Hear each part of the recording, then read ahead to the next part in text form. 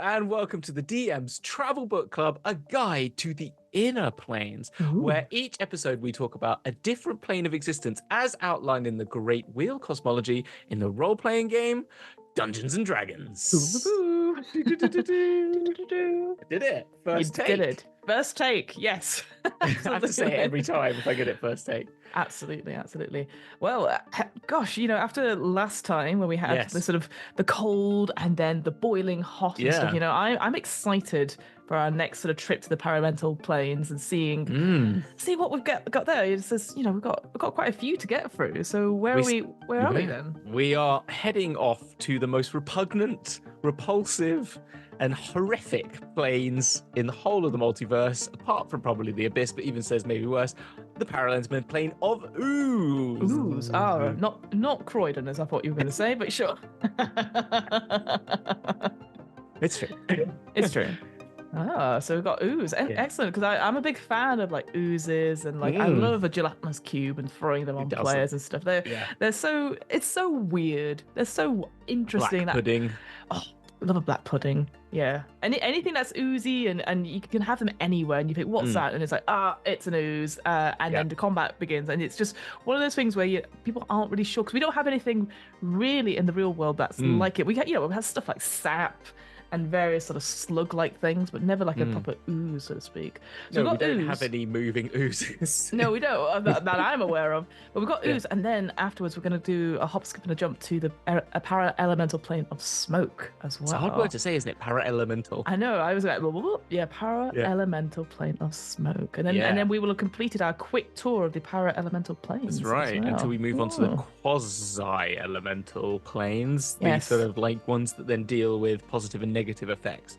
What I do, the other thing I do like about oozes, just to go back on that, is that they are, as a monster, also sort of like a trap, which I kind of like. That's a sort of double, because like I remember there's particularly one in the end, spoiler alert for Dragon Heist, but at the end of Dragon Heist, when you get into the vault, there is like just this bit where you walk past a rock and you see all the rock, like sort of mortars sort of moved away, and it looks like it's a bit more shadowy, and you maybe like, and you mention it to them and your characters go, what's that? And it's a black pudding just jumps out at them. I love it. Yeah, it's really good. So they are good fun like that. And they also do things like some of them corrode your weaponry, some of them, and all those sorts of things. So they're quite a good, like, make your players think a bit more and add a couple more layers of combat sort of levels to it. So I do enjoy them as well as a monster to use, and those things do turn up in this plane, sort of elements like that, and they sort of take all those sort of qualities and ramp it up to 1,000 as all the elementals do. This is sort of described as a noisome mass of slime. So instantly I think of like TV shows like Get Your Own Back or anything with Gunge, essentially, as a children's TV show from the 90s, but this is just a lot worse than that.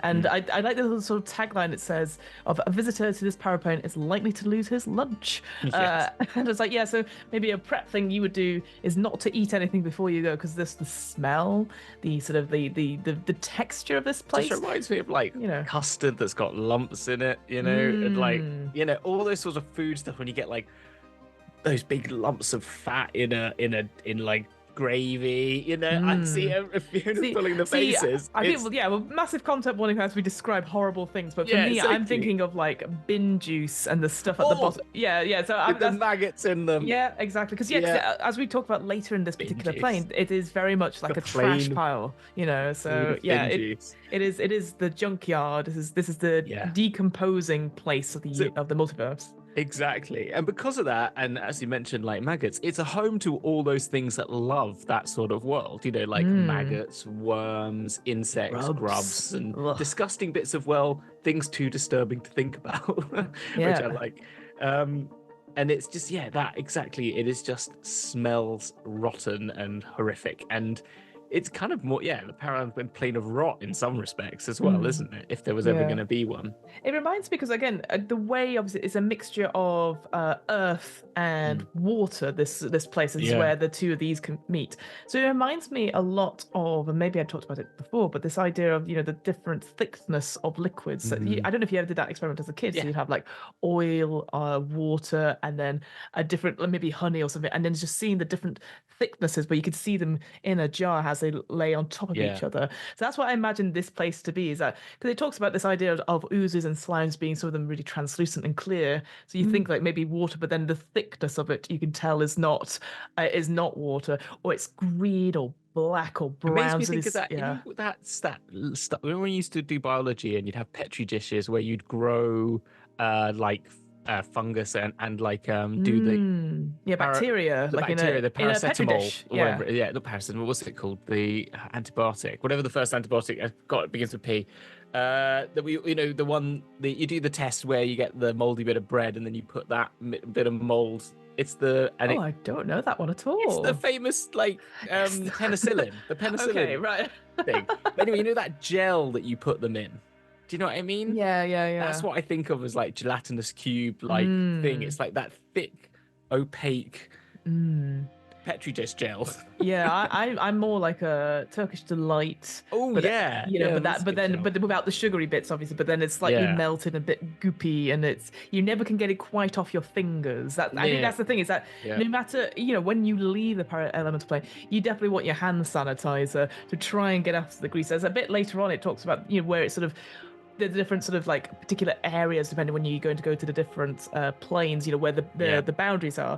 There's one, I think was it the choking gale or something that had like an oil spray type thing, and then it took weeks for it to get off your skin and off your hair and stuff like that. It just makes me think of those oil slicks that you see poor wildlife having to get cleaned up from it. I think there are some exactly, because and all those different directional elements is what makes these great, and I really wish they did them for the main planes as well, because I think it makes this is what gives it the most flavor, because you've got, as you go towards Earth, you have the muck mire, which has the color and consistency of molasses. This revolting region, ooze, has a natural tendency to harden around living objects. So if you are there, you can get trapped like flies in amber, but in muck. But that reminds me of like mudlarking, which our friend Taylor keeps talking about, like that idea that you go down to the banks of like a big river and you find stuff in the goop which is like really valuable. So again, a great hook here to go to Muckmire, a horrible place where you're going to be covered in dirt, but you might find a really precious gem or something else that an adventurer's left behind. Exactly. No, I think that's what makes that have a lot of and they do that again in the mineral one, which we'll come on to as well. There's another similar thing. And then as you move into water, as you said, you get the bile sea, and it becomes green and caustic, and that's where it clings to the flesh but burns like acid. And a few sickly fish flop about. But not for long. Their decomposing bodies only worsen the revolting environment. You have that smell of rotting fish as well. I mean, obviously rotting everything, but rotting fish is always one of the worst smells. Again, content warnings for everyone. We're going to talk about some horrible things that may cause you to be sick. But I like that sort of clings. There's those sort of horrible gels that you get that are like chemicals that give you chemical burns. And I remember when I worked on site, they talk about, I can't remember particular, but you can get gels you put on your hand to stop yourself getting chemical burns, but also there are like obviously some chemicals which are sticky, and I can't remember which one they use on site, but like if you get like resin on your hands, it will stick and it's hard to get off, and then you can burn. But there's other more horrible concrete as well and stuff like that, which is if you get it on, you get flesh burns and stuff. You just think of these things, really interesting stuff. And then mineral, it begins to congeal as various ore residues collect in it it calls the slag marshes. Heavy metallic paste with an airy atmosphere over the top. Silvery pussy weeds called eugnis grow throughout this region, and most creatures find them poisonous to the touch. Which you can imagine this sort of that slag. Have you ever seen those sort of like slag pits and stuff like that? That sort of really rolling, thick and slightly lumpen metal. Yeah, it's like that's it's very silver. I can almost taste it, that tangy metalness again as you're sort of maybe swimming your way through it.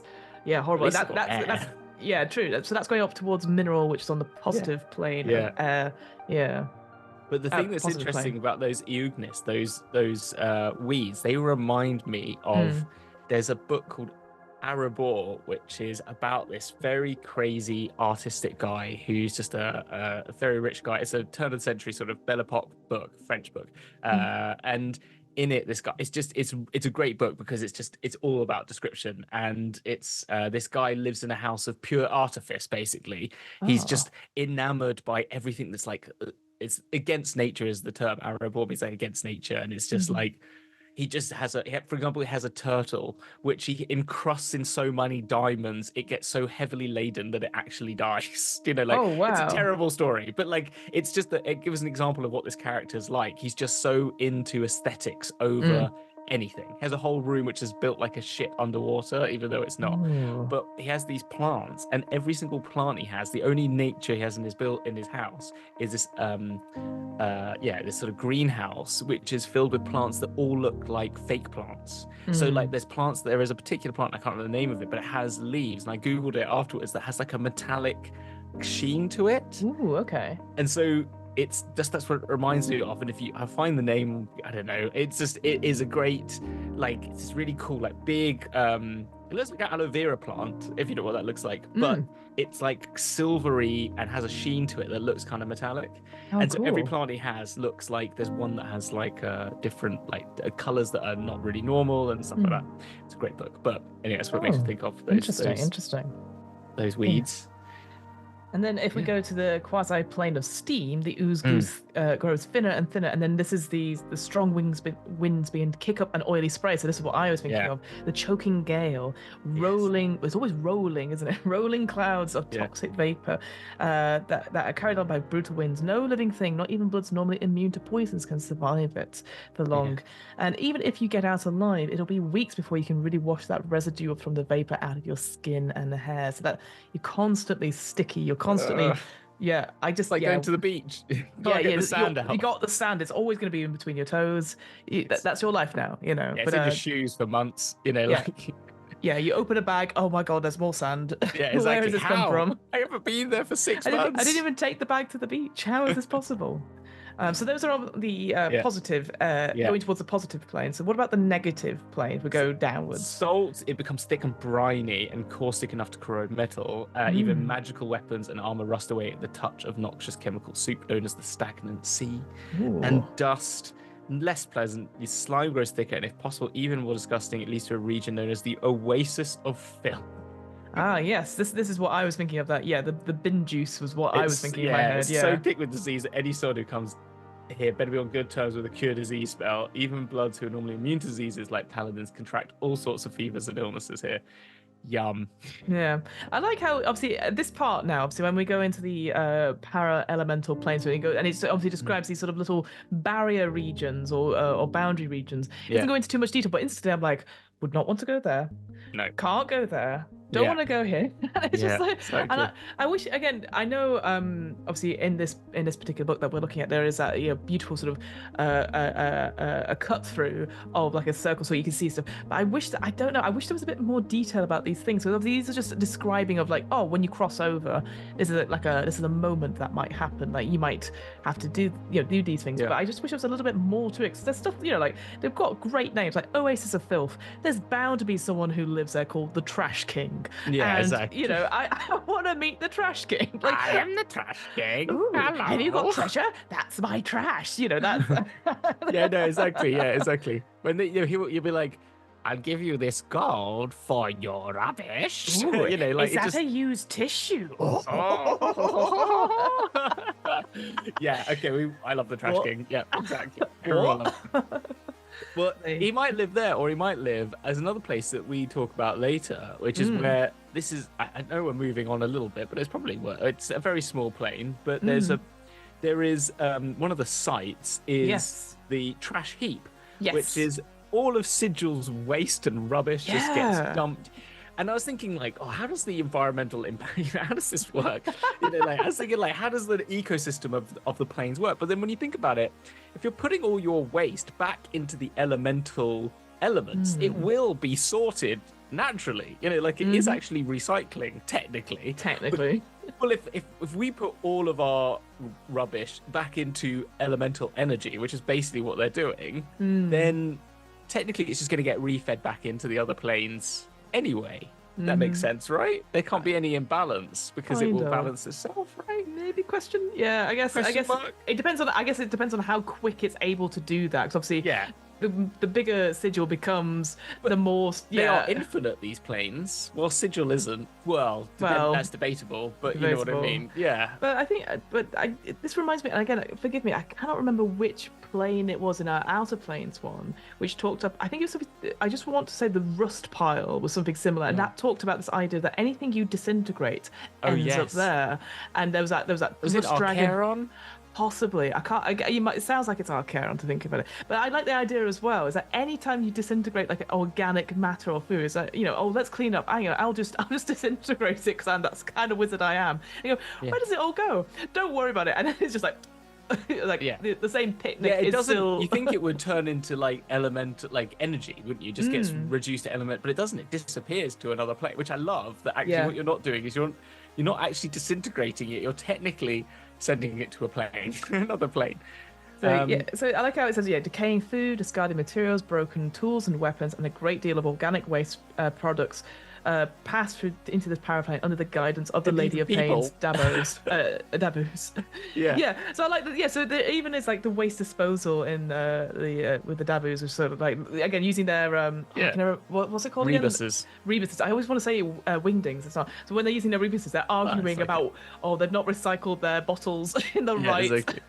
It's all going to. It's like the people here when we found out that a lot of our recycling was going to a incinerator, and people were kind of like, wait a minute, I'm freaking spending hours this up, oh my god, and you're just sending it to an incinerator. They've stopped that now, but it was like a big thing. They're like, what are you doing?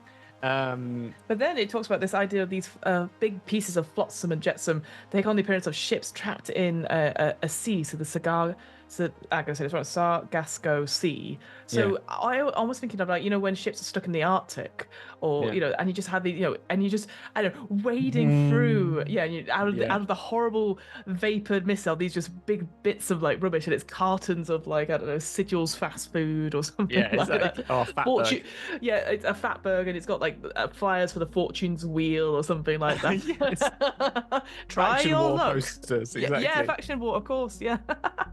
I love it. That's great. Yeah, no, that is what it should be like. I bet there's also someone who sails those seas. Of course. Yeah. Well, again, another site which we'll probably come back to later, the gnome's home is a similar sort of thing with a raft and stuff, but we'll come back to that for sure. But yeah, it does say like there's most likely there is something that is living and breathing down here, but it doesn't define what it is. So again, it reminds me of things of like it's things that have adapted. So like I never died. Yeah, trash dragon. Some sort of there's a talk later on about like a wizard that is now part ooze or thinks they're an ooze, that sort of thing. So again, Trash Kings. I love that. It's a wizard, right? Who's just like covered himself in slime and just goes, hello. Oh, I'm an ooze. You're like, no, you're a person. I can literally see you. Acid. You're like, that's just your tongue. Anyway, let's I disintegrate. No, you're not. I can still see you. I'm following you. They can't see me. How do you get here? If you ever so wished. Go. Getting back at it. I think that's what you're trying to get. That's what I'm trying to get to. So, apart from like it's disgusting, so why do you want to get there? It talks about like the plane of Ooze is gradually being depopulated anyway because people are trying to flee. If they're a part of this place, they're trying to flee to other places, which makes me laugh.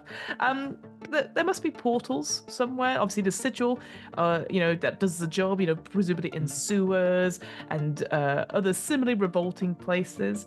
There's one deep in Shir. I'm going to say this wrong again. Shir Daklar, which is in the abyss, which is sort of Duplex is kingdom. Duplex, yeah. Duplex or Gblex, who calls himself the Faceless Lord and claims to be the master of all slime and oozes. Oh, so safe bet that no one's ever challenged him for the title. But I've obviously in later editions, Duplex is a demon lord, right? So I don't know the history per se, because that's the whole point of Out of the Abyss is Duplex and the one that's all mushrooms and fungi, whose name I've completely forgotten. They're the ones that sort of join forces and out the abyss. Zugatoi. Zugatoi, yeah. Zugamoy. Dweeblex he is a lord, but there are every layer has a lord. So it's like the Domains of Dread. The abyss is like that, as in every abyss layer is built around a lord who claims it, basically, as in like and if you're a basher, I was going to use the terminology. If you're a basher who lives in the abyss and get powerful enough to be more powerful or equally powerful to another lord, you can either fight the lord for that claim of that title, or you might even portion off your own layer of the abyss around your power. So the lord and the layer are very intermingled, like a Domain of Dread sort of thing. But let's talk about this actual portal in this layer. So basically it's a gelatinous orb, which is 30 feet across, so it's fucking massive. That's the first thing. The outer surface is thick enough to hold a round shape, but it's viscous enough that a body can push through it. So there's like a little globule of like something that you could put your finger into and keep going, essentially. To open it, you have a platinum disc, which is pretty... I mean, that's quite a lot. It's probably very expensive to come across. And someone must press it into the outside of the sphere. And that's how the gate is triggered and people can go through. But then, unfortunately, the person that's sort of activating it, they can't go through, which I think is fine. They're like, which just gets left behind, lucky sod. I'm like, that sounds okay. So, what, guys? I'll take this one. Not I'll all take heroes this one. wear capes, and I will. Exactly. I will take. I mean, you are stuck in the abyss, so it's not. And in Duplex's home. But I will also take the platinum disc. I'll look after it. I'll do this, and I'll take it out. Exactly. And sell it for my Gate own. Spell, back to Sigil, sell it. Live happily ever after. And then, like 14 years later, they just come dripping back. Where were you? Guys, you thought I did my bit. I got my money's worth. There's also vortices as well, but they're very rare. They're often found in the heart of primordial prime material planes where life is yet to fully emerge, or in the vast concentrations of filth and debris. The former type is more common, but that isn't saying much. But I do like the idea that you just get into a really horrible mucky place, and then suddenly you just trace through like a puddle or something, and you just do the Star Wars thing, couldn't you? Chuck them in the trash heap, and then it's like the doors start closing, and then you go, wait a minute, you notice there's a and you just fall down into the. But also in times of plague, when refuse and slain victims often pile high, a vortex form at the decaying, liquefying base of such heaps, which is horrible. You think of stuff like super bean juice. Yeah, super bin juice with human counterparts in it. But it reminds me of when you think of stuff like I don't know if you ever played the video game Plague Tale or anything like that, but anything to do with the Black Death, where you have bodies piling high and mass graves. That's what it's kind of referring to, plus refuge and stuff. And so it sounds like, as an escape from a warfare type situation, perhaps you're like, there might be a way out, and it's like lesser of two evils. Do you want to be in a place that is clearly full of disease and death and bodies, or the Paraelemental Plane of Ooze? And it's like, I don't know. But I thought that was an interesting way that you could possibly man-make your way there. But I mean, I don't know if you want to do that. I don't know. Compared to all the other planes we've come across so far. Exactly. Exactly. Hazards. Lots. Breathing. It's actually all right. Really breathing. In fact, if you can breathe underwater, it's fine. However, you might get ill. You want to readjust your breathe water to use. However, if you can just normally breathe water, it will not work because your gills will get clogged up. Yeah, so that idea that if you are a fish person or anything sort of aquatic, any gills or similar organs will be clogged up with that slime and grime and stuff. But it doesn't give you any. Usually they're very good at giving you game mechanics to do that sort of thing. I just like that I did after an hour or so you have to constantly clean out your gills and replace the fan. There's lots of horrible faces are going to be pulling. People are going to clip this. It's going to be. I'm sorry, this is a video. Vision, though, as you said, you can see up to 15 feet away because it is actually more like a translucent ooze most of the time. I think that would have to adjust as per the other ones we've mentioned. But it's that idea that again, it's always a little bit out of focus. Again, those I'm thinking if you're looking through a a gel or like a sweet, like one of those sweets, and you're just trying to look through them. So you can never really fully tell what is it that's coming straight towards you, especially with light stuff as well. Shadow. But it talks about this idea of how do you light such a place? Because, torches and lanterns probably won't work, but this idea of biochemical luminescence. So again, I like that idea that if you've taken something like a moss or something with you, that it shines on you. So again, it's similar to what the elemental plane of water is like. You can do the same thing here. I just thought that was really cool. Again, that idea of using bioluminescence, something natural, would be quite fun. Yeah, I think that's very cool. Or like a jellyfish. Or something you might find down there, because they say jellyfishes live here as well. So you could imagine seeing someone like cephalomorphs. So that's cephalopods. Cephalomorphs. What happened to you when you turn into a thing? Cephalopods are when you turn into a mind flayer, because that's where they get cephalomosis. But a cephalopod is the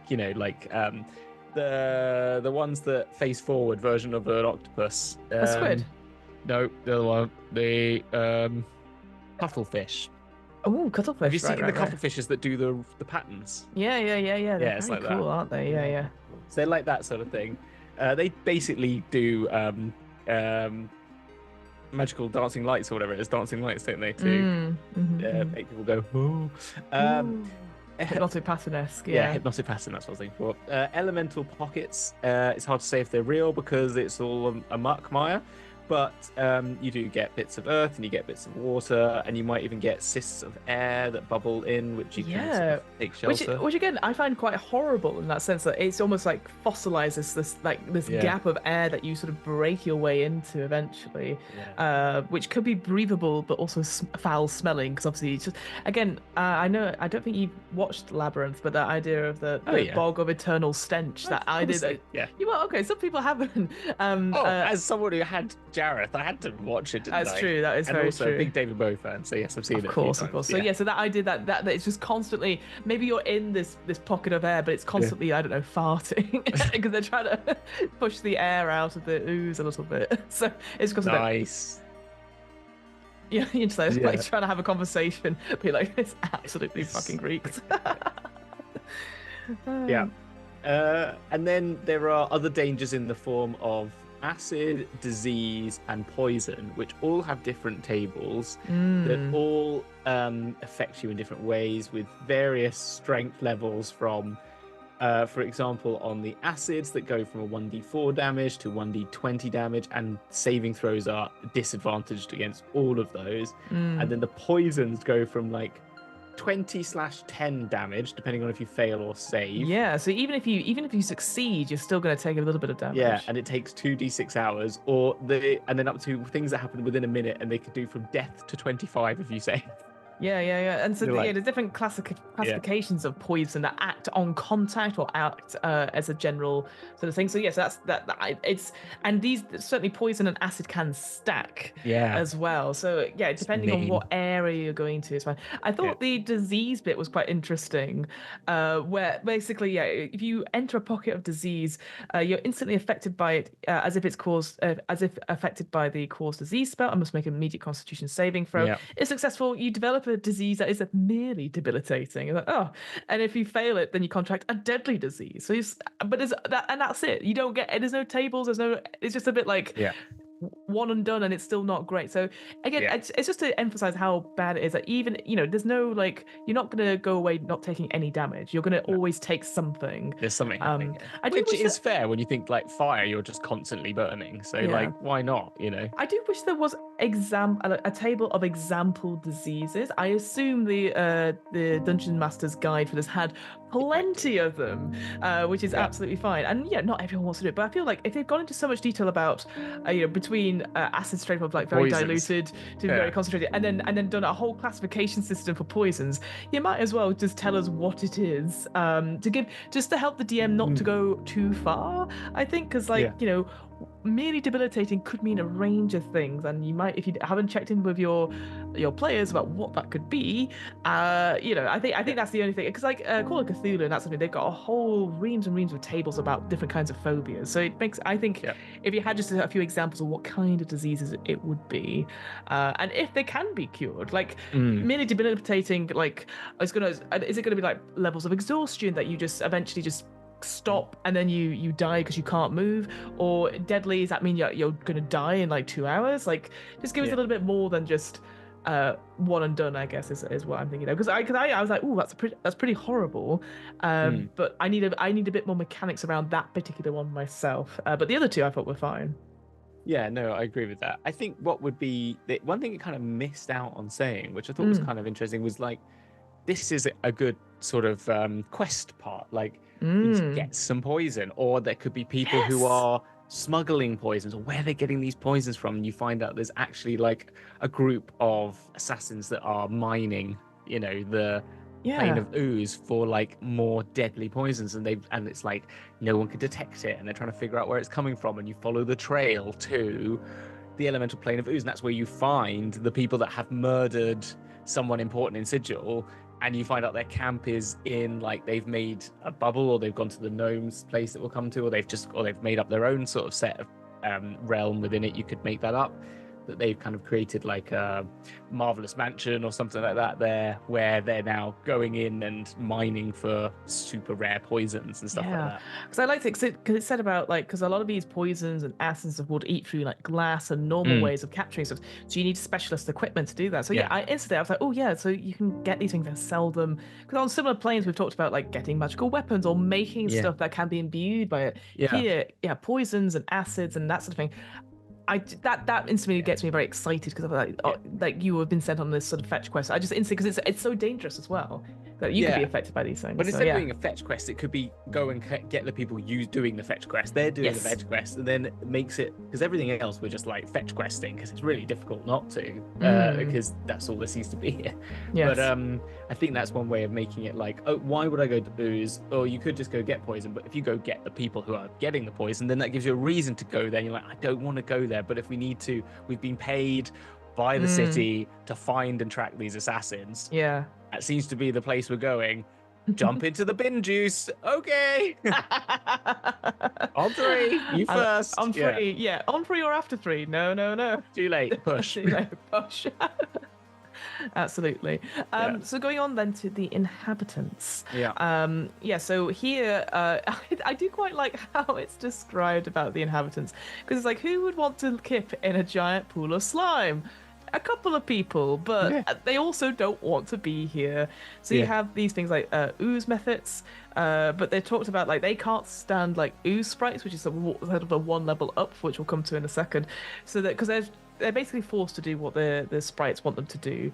But ooze methods are described as often pathetic, as they are disgusting, and a common joke about them is that they beg for jink, so coin, so that they can pay spellcasters to polymorph themselves into something, anything. And that's so sad. I think that's just really, really sad. Like, I just like the idea that, again, depending on lines and films, that you're constantly bombarded by these little ooze methods going, hey, coin, please. You hear about these various, I don't want to say scams, but that sort of thing where people come up to you asking for some sort of coin, and then you're having to give them, and they ask for a bit more because, you see, I really just want to transform myself into just a little cat, just a little cat. Transmutation? Any transmutation? I just need to get out of here. I need to get out of here. You also have something called ooze paraelementals. Again, these stomach-turning beasts are walking masses of slime, foul-tempered and quick to attack just about anyone they see. The chant is they do this because they disgust even themselves and cannot stand the idea of being seen by others. So again, I can imagine you coming into coming into an area, seeing something in the sort of translucent sort of 15 feet in front of you, and you just hear, "Don't look at me! Don't look at me!" And then having various like tentacles or something lash out at you, and the combat begins, and you're like, I can't see whatever it is that's attacking me. No, that is quite great. That is. I also enjoyed the idea of I don't enjoy it, but there's the animals. It said there are slime versions of Mentals, as it calls them. There are a few things revolting as having an ooze cat hop onto a soul's lap or a slime dog lick your face. Yeah, because unfortunately they seem to think they're cute and cuddly, which makes it even worse. Hello. Like, no. Yeah.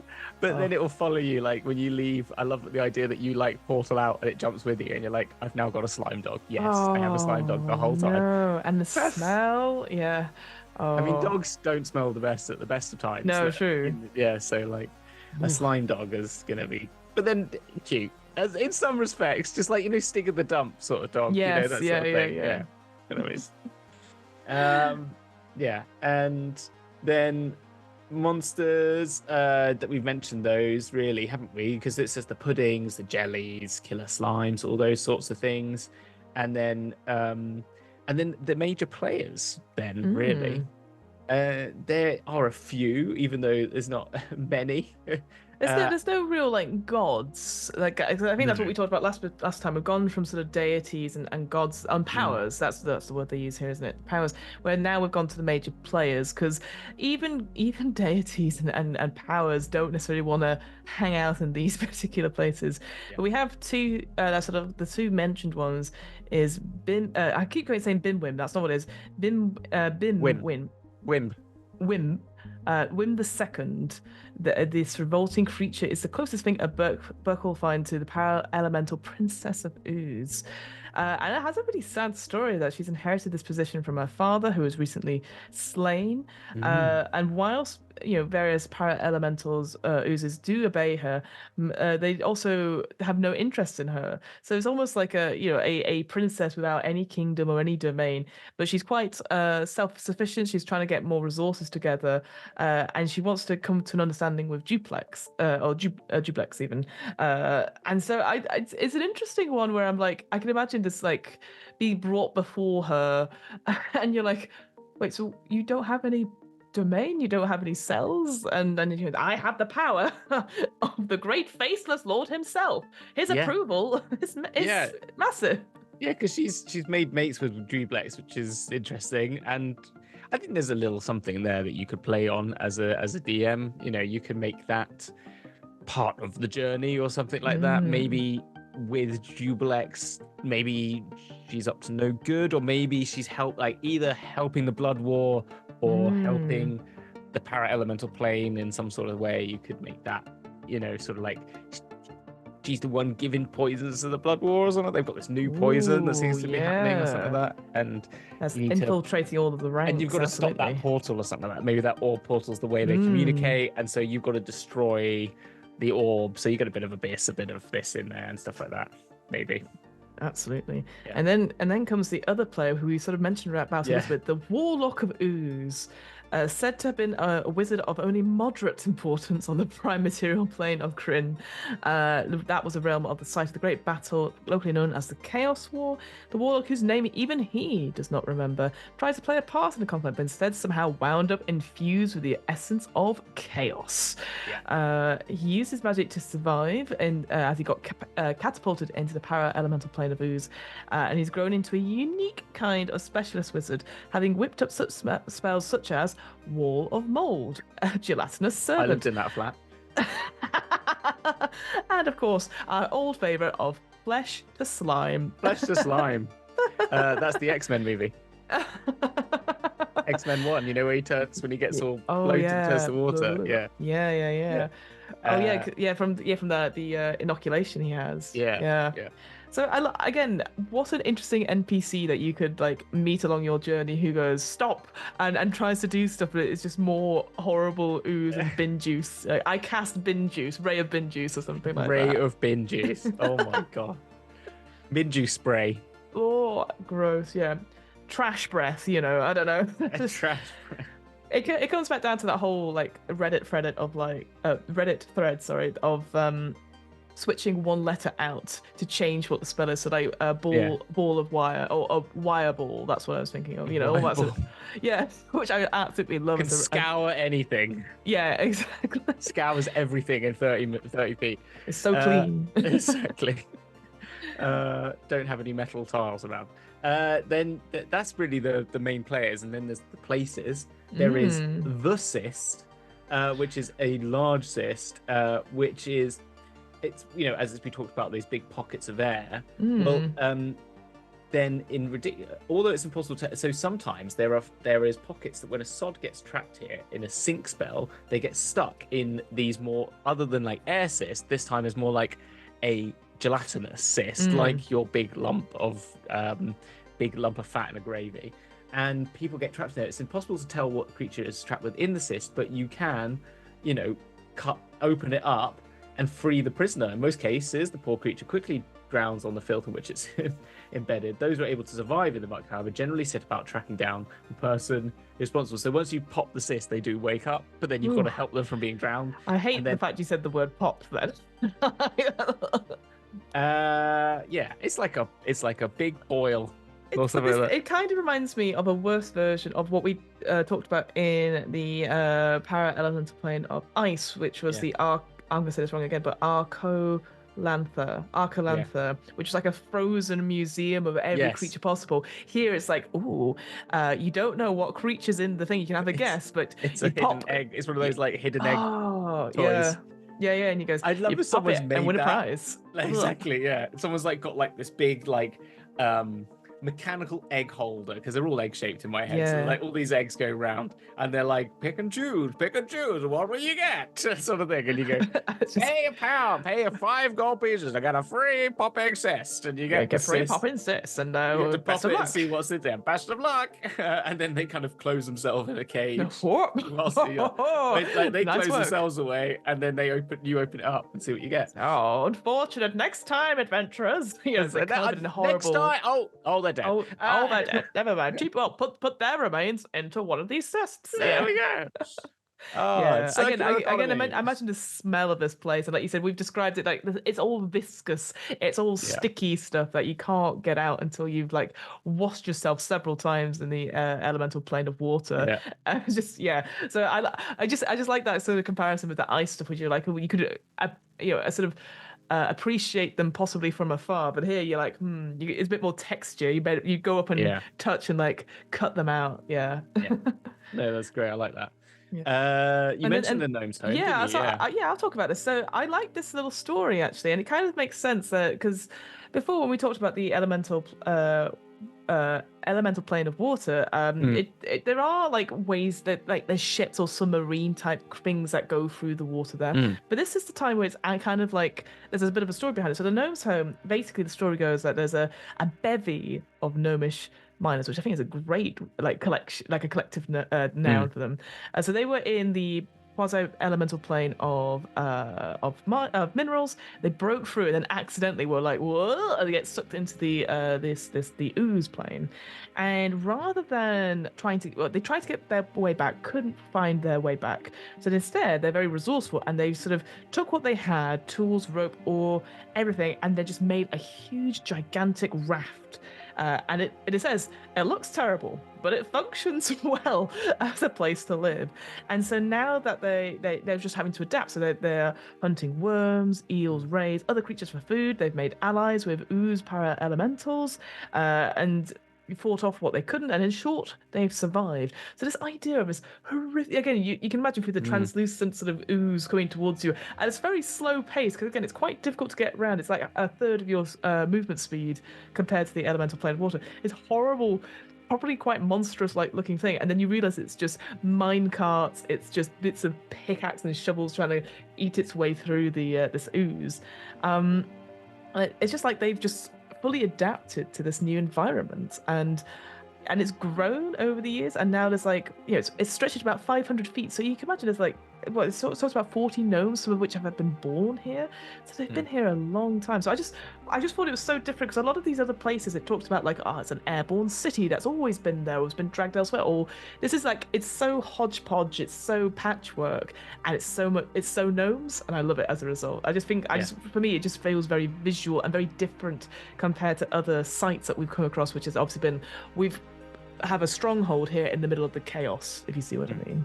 Yeah, no, I like that. That's kind of cool. And the fact there's, as I said, 40 people living there, it's kind of a nice, I think it's a really good with a lot of these later ones, we found refuges within these places, because if there isn't any, it does become a little bit like, this is just horrific. At least now there's a couple of people to interact with, a moment of rest, and potentially, they could help steer you in the direction that you need to go, which is kind of cool. So yeah. But that said, though, there's reference for this particular plane's entry for this one called the House of Chambered Madness, and I'm kind of surprised there's not like an entry about that in the sites section, because again, it sounds like a sort of thing that we should probably go and visit it. Or what Classic, about they've done this as well. The planewalkers, it gets to the bit at the end, and they go, planewalkers in the plane that you're in, and then it tells you, like, that's when it said, oh, by the way, there's a really cool, like, fetch quest thing to get here, or this, like in the other one it mentioned particular type of ore that you could get, or a particular thing like those electrical stones. You're like, yeah, now you get to this, and it's the House of Chamber Madness holds many secrets and the objects of many quests. Things too powerful to destroy but too dangerous to keep often end up buried in the muck.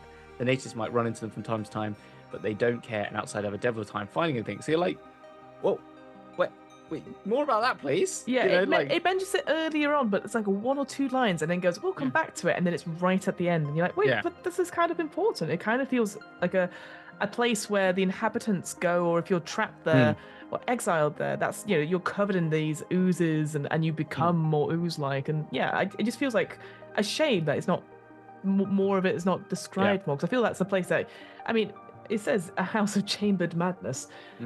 Why wouldn't you go and investigate what that is like? Yeah, exactly. It's known as, here it is. It's in the other races part. So it talks about, like, in some corners, the Paraplane of Ooze is known as the House of Chambered Madness. Want to know why? Just pike off a powerful wizard book. The really unpleasant bloods exile their foes to Ooze, leaving them entombed here until the weight of the muck drives them balmy. It's not a site. It is the alternate name for the Plane of Ooze. But even so, I feel like it feels like there should be a central point where that is, because I feel like, I don't know. I just felt like, I wouldn't, it's not referred to throughout as that. Yeah, name, exactly. So. Yeah. And then you've got, and then with the same thing, it does like, here's a fetch quest. There's these really cool diamonds in the rough things called Quila, which are like a gem unlike found anywhere else in the multiverse, and they can fetch up to 1,000 gold pieces or more to collectors. Less the folks who find out where they came from. Because they're crushed down and sort of by the pressure of the ooze and stuff, like as if we're making diamonds, similar things. Which again, I think that's a very cool process to think about and talk about. The other thing I was going to quickly mention, again, as always, spell keys. Because I just find them fascinating as a way to, like, because obviously certain spells or types of spells won't work here, etc. So obviously fire spells, they'll cause half or no harm due to the high fluid content in this place. But as a result, spell keys here, they are designed to be used and take the form of various elixirs, tinctures, and oils. But without exception, they are revolting, disgusting, and smell as bad as they look, and they taste even worse, but there's not much a body can do about it unless a cutter wants to use one of these tools. They've got to drink it down and keep it down, so bottoms up, which I what a cool way of, like, describing and flavoring your spells. It's not necessarily components that you mush together and then blow. You have to drink and then cast it. I'm totally going to do that from now on. I just think you just quickly put your concoction and you go, lick your palm of your hands and go, and then do like ray of frost or whatever. I just think that's really fun. So that you have to use your body for it. I remember I opened up a jam jar once, and and it popped, and steam came out of it, and I was like, "Oh, that's disgusting!" I didn't even look in, but you can imagine it be like that: pop of like a moldy jam jar, breathe in the spore vapors, fireball. Yeah, fireball. But it comes out of your mouth rather than your hands. And it's slightly easy. Yeah. Right. Well, let's. I think we need to move on from. I think we do need to move on. I think we made ourselves sick with it. You know what? I think we need some cleansing vapors. Cleansing vapors. All right. Yeah, well, let's burn off some sort of clear out the sinuses. All that sort of stuff. Right. Well, let's head over then to the Paraelemental Plane of Smoke. So indeed. let's firstly start about it, because we didn't talk about too much about the other person's POV when we were talking about the Plane of Ooze. There was an actual, not inhabitant, but a planeswalker talking about it. This one takes the form of a report that was sort of given by a Djinn warrior from the elemental plane of air, which is very different, because we've had that before. We've had reports from Djinn, and was it the Ifrits from before? I can't remember which. So every so often we do have these things. So I find them very interesting, and I kind of wish this book, like, I understand it's trying to draw experiences from all over, but I feel like sometimes when it's stuff like this, it feels very bitty, like almost as if it's been censored a little bit. Perhaps we're just trying to find the actual reports of it. And also at the end of it, slight spoiler, it does say that the person died in there, trying to take this place, or trying to meet the Ifrit when they were having their battle and stuff, because they were trying to basically, the idea of this particular report was to show that, oh, we've done my working out, I've got enough intelligence and strategy, I'm ready for the next level in the rank of Master Warlord. They have to complete a complete report on potential battlefields from which the armies may fight upon, and so this is the particular report from the Paraplane of Smoke, which we're looking at. Yeah, and it's I thought it's quite good, and they do another one later on, which is from from one of the governors, one of the people that hold all the knowledge and list all the sort of rules and facts in sigil, and I thought it's kind of interesting way of phrasing it, which is and they did kind of work it in, but then obviously it's weird when they then say, oh, but it does +2 damage if you fail the saving throw. You're like, that doesn't make sense. It would be nice if the editor put that in or something like that. But yeah, I think that's something I said before, is that I don't mind too much, because obviously this is supposed to be for us, the GM. Ultimately, these inner plane sort of entries.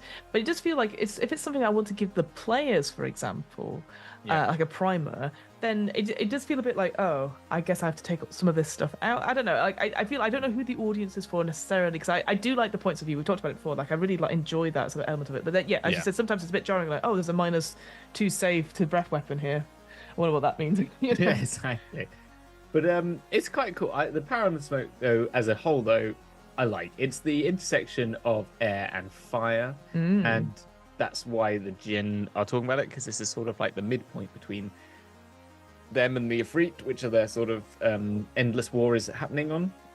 But because of it, it embodies all the qualities of the superheated air that fire does, but also has the sort of infinite plane elements that air does, in the sense of you have to use the same ways of traveling and that you do in air. There's no limiting gravity. No, exactly. And you have to think about where you're going is down, etc. Which means you can fly around and all that sort of stuff, and it doesn't really affect that greatly. I think you have a slight disadvantage to some of your to your fly speed. I can't remember if I read that correct. But there's some, again, really great, interesting sort of planar places on the edges where they meet all the other planes. So, and obviously it gets hotter as you go closer to fire, as it does getting cooler as you go towards the air. So close to air, you find yourself in an area known as the Eternal Haze. Yeah, so again, for me, I was imagining that, the top of a fire where you see the sort of the burning sort of like heat. Yeah, it's those vapors you see in deserts and stuff like that, or that's what Formula One tracks and stuff like that, or and behind vehicles. Yeah, and the fact you're flying through it as well. I think that's the thing. Like, obviously, air, again, you're falling forever, which is terrifying unless you figure out what to do. The idea that you're using this to fall through stuff, and I feel like it's such a cool visual that maybe it's not put across as much here, because it's like, oh, it's just like in air, and I'm like, yeah, but you're falling through smoke, and then if you're working your way up, you're going through the haze and scald, which is the where the boundary of fire is, where it's so hot that this horrid, almost like the horrid plane of fire itself. So as you explore there, you're getting more and more damage. Basically, you get to a point you go, oh, it's too hot, and then it's just like when you've opened the oven. Yes. It's basically it. Oh, yeah, your glasses get steamed up. Exactly. And they melt on your face. Absolutely. Yeah, exactly. And then the plane of ash gives you the embers, which is great, which is like, it's fine apart from when you get hit by the embers, which are becking hot. Yeah, these flakes glow hotly, just like particles carried into the night sky from blazing campfire. Just a video of just like when you see those videos where it's just close up of embers. Yeah, really cool, really like interesting. that Odeon advert used to be where they used to play that really good tune. Yeah, and there's like flying off sparks. Yeah. And then you've got the vacuum gives you the grey way, which I quite like. It's not actually toxic, but though it is safe to breathe, the vapors of the grey way prey upon the minds who draw them in. Gradually, the consumer being's intelligence bring about hallucinations and finally utter in absolute madness. Grey mind is a terrible condition as the victim no longer recognizes the difference between living and non-living, good and evil, kindness and brutality. Only a restoration spell will relieve the ailment, which kind of is a bit like the grey waste. It's sort of grey waste sort of wears you down until you get really depressed. But this one just sort of it's so you lose all emotion, don't you? In the grey, no, actually, you don't get. You just lose all emotion, don't you? Become emotionless in the grey waste. Whilst here, it's just you become just unable to recognize the difference. It sort of in that takes on a little hint of vacuum, which is part of the negative energy plane. Sort of removal of things, which are kind of removal of reality or understanding of reality. It talks about though. There's a line here that says like, as you said, so angling towards the vacuum, an area thin tinted air, also known as the grey way, as you said, presents a similar face to that of the eternal haze. So I think if you get your directions mixed up, and you're like, well, I want to go towards the eternal haze, and you just go off course accidentally, you don't know. Yeah, you have to make a roll for it, and you don't know. And then, of course, because it's sapping your intelligence as well, so you get lost, and it's almost like that the Bermuda Triangle sort of thing, like all your directions. So I just think as soon as you're there, it is so very difficult to get out because it looks so similar to where you think you're supposed to be going, and I quite like that. I think it's very subtle that because it's just the way it says presents a similar face. So you think, oh yeah, it's a little bit hazy and stuff, but actually it is the grey way instead. So yeah, I quite like that it's almost deceiving in a way. And as you're going towards that, the vacuum is just sucking everything out of you. Yeah. Horrible. I do like the one by Radiance, though. The Sea of Stars, a darkness in which flakes of light and energy drift about like fireflies, stretch it out as far as the eye can see. Sounds quite nice. Doesn't seem to have any problems with it. Usually, I was waiting for a second line or two to be like, and these fireflies eat your eyeballs or something that. And then you get even better at the Aurora, which is when you get near lightning and hear the wild darkness as it does in the Sea of Stars. But before long, however, waves of brilliant colors break across the sky. The sight is one of the most beautiful in all the multiverse, and something no traveler to this realm should miss. It's for once, it's stuff which is like, this is a beautiful, like once in a lifetime or multiple lifetimes. So you should travel to it. So this is, again, it's not like a fetch quest. We were talking about before, like adventure hooks. You're like, why do you want to go see something that is incredible and escort someone there? Yeah. It's wild. Feels like that should be though part of like it feels like those are ones that should have been in the air one. If it did borders in the air, which it didn't, which it really again always annoys me. But then maybe it kind of works because maybe it's taking on that sort of trippiness of smoke. Do you know what I mean? Like maybe that's what it's going for. And it's like, okay, you got some bad bits, but when smoke gets positive, you get trippy. Do you know what I mean? So like when it gets you're inhaling stuff that changes the senses. And so stuff. in that way, you go and just see.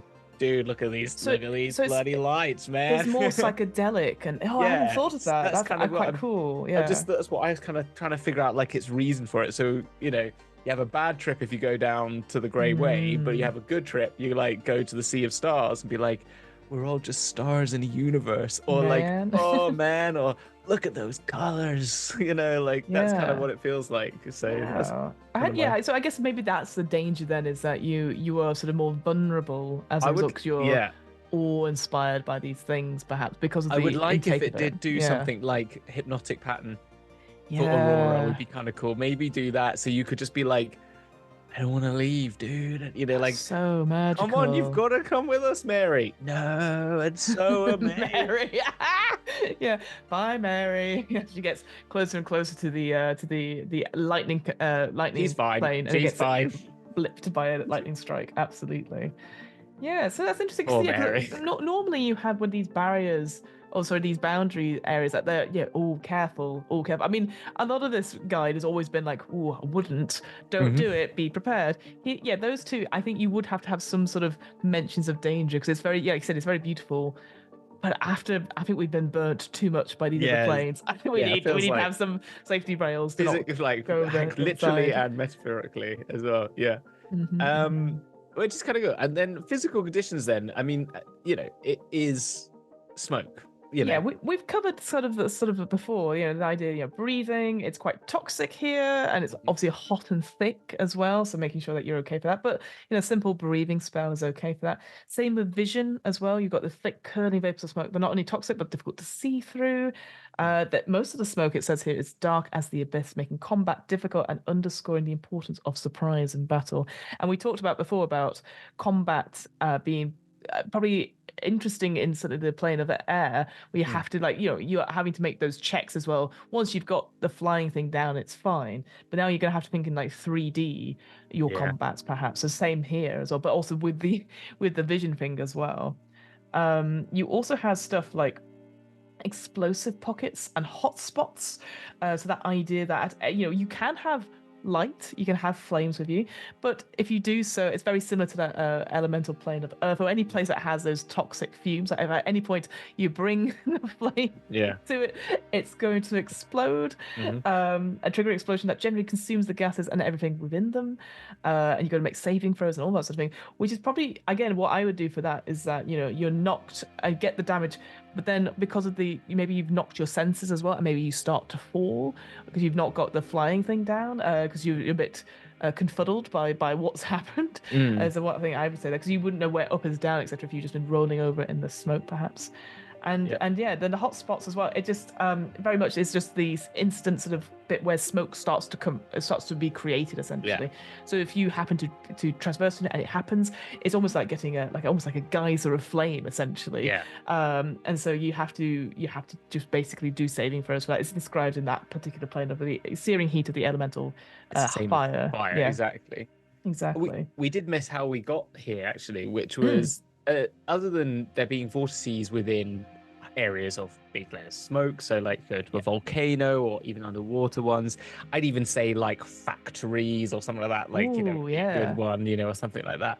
And maybe in this, like, the forge in Sigil is a big forge, like. Oh, that's a good idea. Yeah. But then there are two it mentions in particular, which is in Bitopia, which is that is available to use by any playing worker who can convince the locals that they are of good character and can meet their price. Both feats can usually be accomplished at once, for the cost of using the gate is the completion of a task. The nature of this endeavour is always such that only those who are worthy of using the gate could or would attempt it. It is important to note, however, that there is one way in which traveller can use the portal without paying the good price. Rumour holds that the gate was built by the gnomish powers Garl Glittergold, and the page is not turning.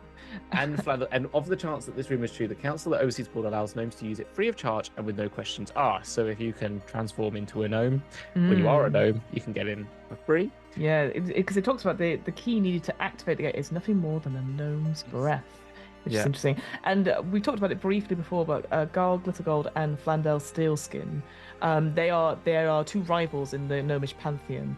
And Flandel Steelskin is a transformed gnome god. It's supposed to be like a naked mole rat type creature. It's a horrific, really horrific. So I like that idea that at one time that these two powers were friends, and then they created the gate together, and then. And then that was the thing that sorted it. Yeah, pretty much. But again, we've talked about Bitopia, obviously, in our previous book club. That idea that again, you could be trying to get from one place to another. Oh, could you help me with my cart? It seems to be the wheel seems to be stuck, and the sheep are out again. You're like, fine. You'll do it. Bitopia is like constantly getting challenged to help people the whole time. So I like the idea that he's like, you're good of character and you help this. I think you're just more like. Bitopia is Skyrim questing. Yes. Isn't it? But I like the idea that you are willing to give up an hour of your time in order to get. It's not a hard price to like. No. Could you imagine if they're like, well, you have done the task, but I don't think you didn't put the good of your heart into it. Oh, don't. You'd be like, are you kidding me? Are you fucking joking? Yeah, because it just feels like I'll show you the good of my heart. You're like, yeah, I'm not just doing it out of the good of my heart. I want to get somewhere. Yeah, I actually want to get somewhere. I've actually got a mission. I need to get to the plane of smoke. Like, it's really okay, I important. counted all of your sheep twice, and yes, you do have 42 of them. So yeah. But you do also have Moradin, who is a patron of dwarf smiths, who built his own portal up to the smoke on Mount Celestia as well. So if you didn't want to go through the whole Bitopia stuff, you can go to Mount Celestia. I mean, that's also good in itself, but at least then hopefully you're not going to be constantly hard though, because you've got to follow the way, you've got to get the way, you've got to keep rising up. It's not easy. And it's hard. Yeah, it is hard to get through those layers, but at least hopefully you're not going to be constantly stopped by constant side missions. Yeah, that's true. Yeah, you haven't got side quest fatigue. That's very true. But even then, just to quickly say, so it's known as the smoke ring. This sort of this particular portal. So it's a magnificent construct of solid iron carved in the shape of rippling smoke wisps, so delicate in its construction of the gate that a visitor has to look twice to see if it isn't actually smoke. The gate itself only opens at the touch of this particular patron. Or one of his proxies, or most powerful of his priests. Otherwise, no other key would be required, but the touch of must be bestowed willingly. So you have to petition Moradin to do this sort of thing. And I just thought the description of it, this idea of it, of the metal, so it feels like proper artwork. The idea of the rippling smoke in the air, and you have to check twice to make sure that it is actually a constructed thing rather than that of smoke. I just thought that was just really cool. No, it is cool. I like that. And then really it's on to the inhabitants. There are a lot of inhabitants, number of aerial creatures, etc. But the para-elementals are, as with everywhere, there's always mephits, and here we have smoke mephits. I love the name of their elemental prince, Ekak, because it's which is great. It's just cool. It's great. But smoke, and they sort of they're a mephit, and then it says aside from the mephits, there are the smoke para-elementals. Smoke dukes. And they hold and they have these things called kingdoms that follow their own ability, the smoke dukes.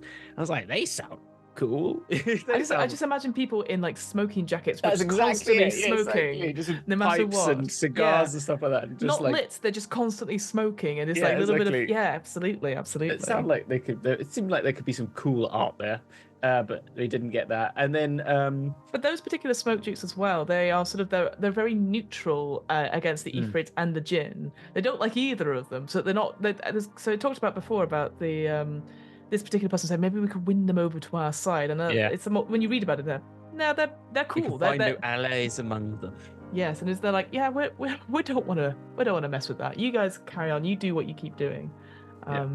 But yeah, as you sort of described this idea of there's a number of birds and flying creatures living in the smoke, which again could be absolutely terrifying as you're trying to make your way through the smoke, and it's suddenly, even with your infrared vision, which is the only thing that can really pick up stuff, suddenly there's just a massive flying thing towards you. You're like, duck, and everyone just falls down, like trying to like duck underneath whatever. Maybe pterodactyl is what I'm thinking at this point. Like more dinosaur flying creatures, I think. Yeah. Mm-hmm. And then it does then mention some monsters, which there's no point mentioning because we have no idea about them, but they're called Belkers, Vapor Rats, and Soot Beasts. Soot Beasts. That's cool. Yeah. And then it says that Ifrit and Jinn obviously have established small kingdoms because of the war, basically. And then it also mentions just rumors about that a race of drow lurks amid the endless clouds of smoke. It is said that these creatures are winged like the Avariel. It's kind of cool. You're like, well, could a bit more information on that? That'd be kind of interesting. It just feels like they're like, come on, quick. So there are 5 sites to in smoke. To be fair, but I agree. Like, it feels like maybe it's more supposed to be like a bit war torn. As idea of smoke, maybe you're thinking of warfare a little bit because you have the Jinn and the Ifrit there. But I want to know more, about what people who actually maybe lived here before the war. Exactly. Or, and I agree that the drow sounded really interesting and fun. It's reminded me again. I can't remember which plane it was, but it was one recently where suddenly there was like a random creature, a random humanoid race of blue individuals who speak sideways, and we're like, oh, we want to know more about them because no one understands them. You're like, what are you talking about? I want to understand them. And the same here is like, if you have a race of drow that can fly, oh man, that sounds really interesting. Like, how, do they have a base? Do they have a fortress? How do they? Where's their home? Exactly. Are they willing to trade? Like, are they neutral on this war? No, it is it feels just another lost thing. It then goes into a bit about Ekak, but doesn't really say anything apart from that very charismatic, and we don't really know what he's up to. Yeah, and that's a shame because like in the previous one, was it Ice? They had like a para-elemental that was becoming a lord, and you had talked about this idea that at one time Ice was on the same level as the elemental planes. And I'm thinking, was Smoke also on the same thing? And they've gone, yeah, possibly. Who knows? Hand wave, hand wave. Hand wave, hand wave. Like, oh, come on. Like, that sounds really interesting. Especially if you've got, like you said, the name of Ekak. You know, I love that. Very good. And then we're talking about waving hands. We've got Jay Burning Hand. Is Fire Ganassi, who's the proxy of the fire god Hatsanzini. Has the head of a hawk and skin as black as coal. His eyes burn with a white hot glow, and it's said that his gaze can cause any and object to burst into flames. Cool. So cool. Yeah. But again, they don't have, because normally they have like in brackets, like, oh, here's what the class is, how to make them up. And obviously, because normally when we have proxies, they usually have like a little character identifiers of stuff. Yeah. Not here. And it's like, hang on, maybe we'll come across this person because it's a god. And why is the god here? Why is this person here? And never mind. Hand wave. And it's also just like, it's meant to be sent to observe the habits of smoke. It's not known why the deity's plans are, but again, I wonder if that's because of the way it's been written, because it's from the POV of this Jinn. So of course they're like, well, I don't know, and you're like, oh, that's laziness. You think I would give this a B- if I was doing my report? They must try better next time with their report, and maybe then they can get to master, war master, or whatever it is. Exactly. Yeah, maybe. It just is a shame when it misses out on these things. And then the sights. What sights and sounds and visions and things can we find amongst the plane? So it's again interesting because normally with these particular planes you have three sort of like individuals or ones, and some of them have more detail than others. But here we've got 5 different ones, and the first, and they're all great names. I think again, I do admire the naming conventions of these particular ones.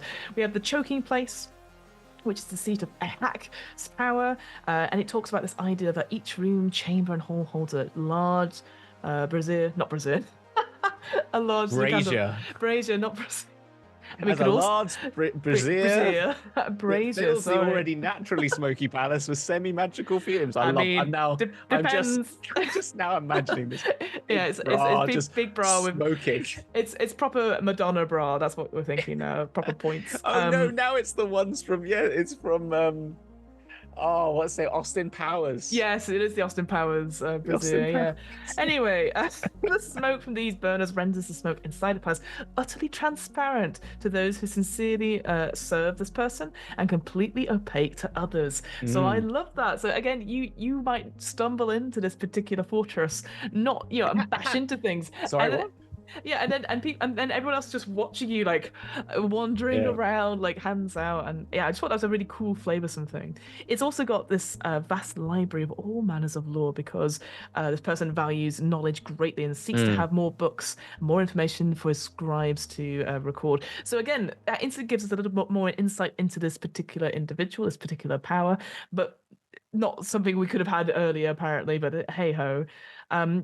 Those who bring the Duke gifts and flattery quickly gain his favour. He particularly values ever smoking bottles and sleep smoke, essentially. So anything smoking. So again, and it's kind of wild when we are living in an age just now of like cigarettes and smoking in general is sort of frowned upon. We don't smoke in pubs anymore, but vapes are back in now. So I wonder if, this is just my mind going to weird places, maybe I would make it more of a vaping type. Well, that's the Paraelemental Plane of Steam, though, isn't it? Oh, it kind of is, isn't it? That's true. So so maybe there's more. Again, I've not read much of Steam yet, but I like the idea. But then maybe there is some sort of like, smoke is so old-fashioned. It's like, so what a boomer thing to say. What a boomer place! Yeah, all the hipsters are in Steam now. Him and all of his minions continually partake in some sort of inhalant, incense, or smoked substance. So again, maybe describing the manner where they speak. Maybe they are a bit more, hey, how's it going? Wow, that sort of like more laid that chill stuff, Yeah. but constantly eating insects. Do you want to go to the Aurora later? Yeah, let's do it. Yes. Mary, let's go. Jane, let's go too.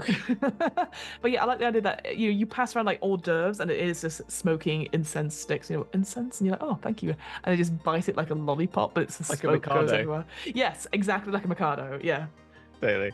Then you got Cinderwood, which is a great name. Love the name. It is not like a wood. It's more, but I guess it's because it's a wood of cinders. It's an archipelago. There you go. Islands on a terrestrial world here, like an archipelago on a terrestrial world. Islands of cinders raging aside from the size of a man's fingernail to that of a small mountain. And there are many of the inhabitants like to live on there, but you can kind of, if you want to, if you've got careful and dexterous hands or claws, you could maybe create a little home cave or tunnel to make a more conventional dwelling if you wish. The Ifrit once invaded the Cinderwood, attempting to take it all for themselves, but the inhabitants drove them off. Which I thought it was just a little bit of like flavor of the sort of war bit, but it sounds like a great little place to hang out. It's interesting because it makes me think of, again, like that you could possibly jump from one to another as it's sort of all sort of bouncing around a little bit. And you said like some are very small, so it's, again, I just think game. Platforming, pretty much platforming is what I think. But weirdly, I was also thinking of Cinderwood like as if it was like that there were trees. I know it says there isn't any trees, but like, like when it's just completely like petrified wood or even charcoal. That was it. I was thinking of charcoal. Wood, yeah, that's what I was thinking of. That's what this whole place made out of, essentially. But I just, again, I'm always about trees that look like clawed hands. So then I was thinking of these places that had claws. Surprise. Yeah, no, surprise, horror. But and so I just, a lot of like platforming. In the Sunless Citadel, isn't there? There's a huge petrified wood underneath the Sunless Citadel, isn't there? There is a big tree. Yeah. And then the big tree at the end, Then you have the Hidden City, another classic. Here's a starter location for you in a sense, and there's go on. What's it about? So it is of a magnificent city lost within the Paraelemental eternal clouds of smoke. I am honored and privileged to say that it does exist, even though the hex forces are struggling to find it, because again, this idea that this person doesn't like things being hidden from them, even though they're in the plane of smoke. So constantly search for them, but this place does exist, and this person that's written this report has been there. They built this magical town in the smoke, and it would remain hidden forever in the choking fumes. It is ruled by a family that has produced twin heirs in each of the last 8 generations, and these twins have always ruled together, and apparently without a conflict between them. Which, what a cool way, because instantly I'm like, instantly one twin's gonna backstab the other. But maybe that is, I just quite enjoy that every generation you have twins, and maybe it's not like the next set of twins, or like it's not always, as soon as there's a twins born, they are the next rulers. That's just, it's not like a bloodline it's not thing. whoever's first, it's the first set of twins. I like that. I just thought that was such an interesting way, and that they both rule. And so I just thought, I'd love to take that as a kingdom thing. Like if I was going to make a kingdom, and have that as a, that was like the way it was. It was like, it's not only the royal bloodline, it's anyone who has a twin next after the ruler is crowned. That is the next ruler. Yeah, exactly. Rulers. Really, that's cool. I just thought it was so interesting. Yeah. The place itself, like it's got all you need there. It's got water available. As strange as it may sound, the hidden city is built atop a natural spring, which again I'm like, ooh, how have they done that? Because obviously because the way where we are in the sort of air and fire. The final thing I wanted to say, so it doesn't move either. Yes. So it's a hidden place that doesn't move, and this particular hex. Major player can't find it. You're like, maybe he's not searching hard enough. Like someone else outside of the plane has come and found it. Yeah, exactly. To make a report on it. I love it. But I just thought, again, obviously, an instant. I'm interested. The hidden city. Nah, I kind of would have liked a better name for it, but I like the sort of that like you said, the power structure and the fact that it's hidden but it doesn't move. There must be something else there, and maybe there is something nefarious about the way it rules. Perhaps what happens because twins are if you've got twins in your family, you're very likely to have twins going forward because that's the way the dominant genes work. Twin. Very true. But what if if suddenly you had triplets? Or you had a whole generation of just individual children. So I believe it's non-identical twins are the ones that run in families. Identical twins is not hereditary. Is it not? Oh, is it more recessive? I did look at this, but no, it's just that is identical twins is just a factor of like the splitting of the egg into two, which is like a phenomenon, if that makes sense. Is like a random occurrence, whilst two non-identical twins means that you've produced two eggs at the same time, which is a hereditary thing, as in it can be passed down by genes. So I understand you. There you go. But yes, just to let you know, for facts on twins. Gosh, we've gone all the way from like oozes and bin juice to facts on genes. Facts on genes. There you go. Brilliant. Then we've got two more. We've got Rainson's Ashen Fortress. This idea, again, a very sad story, because I'm a big fan of giants in general. So this is a cloud giant. It's quite great. Yeah, it's a great one. Their story is that they fell in love with another individual, and they were a good giant, and they fell in love. They were a giant of good, or at least fair temper, who dwelled on the quasi-plane of steam and lived in a small community of his own, and fell in love with another giantess called Glacial. Glacial, however, was a mate of another, and when her husband, whose name I do not know, thanks so much, wonderful report, discovered that Rainson desired his wife, he unleashed a powerful and potent curse, which I'm like, oh my god, it must... Again, cloud giants are magical. So it makes sense that it would do something else, but this was quite brutal in the sense of like, not only was Rainson thrown and cast into the plane of smoke for all eternity, but it placed an evil spirit within the giant's own flesh. So now Rainson has to battle for control to contain this spirit within him, and so has this fortress, and is remains here because this is all he can really do, to just hold on and keep in control, which is wild. I just was like, oh my god, that is such a cool, for me, it's such a cool encounter, which again the players might never understand or ever know about. Yeah. But like, oh, cloud giant, let's steer clear of that guy, and you're like, oh, but there's a story behind it. There's a story of love, and he has a veritable army of tentacled Grell, which we've looked at recently, which are great, which are big brains with a beak and tentacles, which is like, why? Love it. And then and it's also because they sort of, sometimes when they let their guard down, the spirit unleashes sort of like their anger, and so they so then they've the fortress is room to contain the treasures of everyone Rainsong has slain, as well as the tributes given to him by the natives in vain attempts to persuade the giant to call off the unprovoked attacks. So magic and wealth beyond reckoning supposedly lie within the magical walls of the fortress, waiting for a thief bold enough to challenge the Grell and the nefarious traps. Again, could do with a really cool like map there, you know. Yeah, it makes sense that you're like, well, we want to get the treasure, let's go, and then yeah, exactly. Oh, interesting. And then finally we have the most important of all sites discussed in my report is the Valley of Blinding Mist, which essentially is sort of this final sort of act of this report, talking about like, the Ifrit commanders, they don't know about this particular valley that is close to their camps, so we can use it for our own thing. So they think their power here is supreme, and that this path is to their home plane cannot be threatened. So then there's a brackets at the end, which I'll read. It says, whilst this pass does indeed exist, the Ifrit know all about it. When the Jinn followed the advice contained in this portion of the report, their foes ambushed them and all the air genies were decimated. Readers may consider it poetic justice to hear that the Jinn who compiled this report was leading the charge. How bitchy and how passive aggressive. It's like, wow, this editor does not like. No. I guess because we've talked to this is air, isn't it? So we've had reports from other like the Ifrit as well, and they've come across as so smug and all knowing and stuff. So it's so interesting that the editor even has a biased opinion of them in here. It's very well written. It is very well written. But again, it doesn't really talk about why it's blinding mist or anything like that. No. It's just like here's a cool little thing that again maybe if you go, oh, this was in my guidebook. It talked about this place, and oh, it's very close to the Ifrit. Let's not go here. You know, I think that's the only thing I could think of. Like, I was like, why is it called the blinding mist? Is it because it's close to fire, so it's hard to see anything? Yeah. I think that's all I can imagine it is. And then it then does its little plane walkers in smoke bit where it says the report entered there, and then the editor takes over.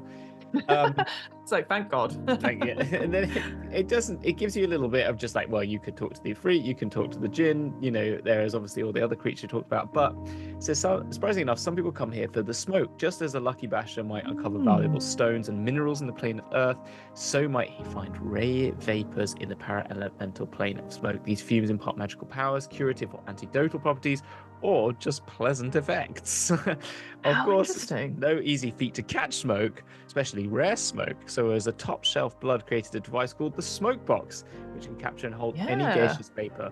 Chantney's these small boxes even hold a mist vapor or a vaporat. There you go. I like that. Again, it's something different that you'd want to go to this place for. And I don't know, it's because before, like, it was just like, oh, we need to forge a weapon or this and the other. Here it's like, we're gonna get some ooze. What? Yeah, and he goes, and now we need to get some smoke that makes nice. It looks like a little tornado when you put it upside down and it just switches around. Yeah, absolutely. And again, the spell keys, as always, here such magical age take the form of vapors, which must be inhaled during spell casting. The vapors. Oh, the vapors. So yeah, compared to like drinking oozes, it's now drinking. It's like sniffing them in.